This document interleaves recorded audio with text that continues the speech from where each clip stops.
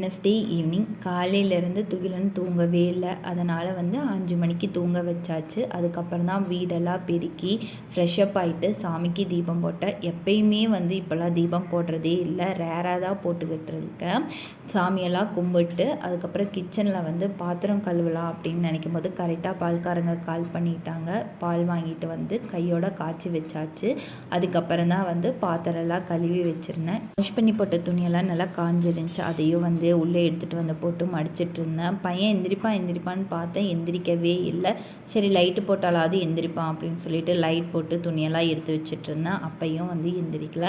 சரி ஒரு 8 மணி வரைக்கும் பார்ப்போம், எந்திரிக்கல அப்படின்னா எழுப்புவோம் அப்படின்னு சொல்லிட்டு காஃபி வச்சு குடிச்சிட்டு அதுக்கப்புறம் தான் பையனை எழுப்பினேன். கிட்டத்தட்ட 2 வாரத்துக்கு மேலே என்னால் கண்டினியூஸாக வீடியோ போட முடியல. ஏன்னா எனக்கும் உடம்பு சரியில்லை, பையனுக்கும் உடம்பு சரியில்லை. இனிமேல் கண்டினியூஸாக வீடியோ போடுறேன். இது வரைக்கும் கொடுத்த சப்போர்ட்டை இனிமேலும் கொடுப்பீங்கன்னு நம்புகிறேன்.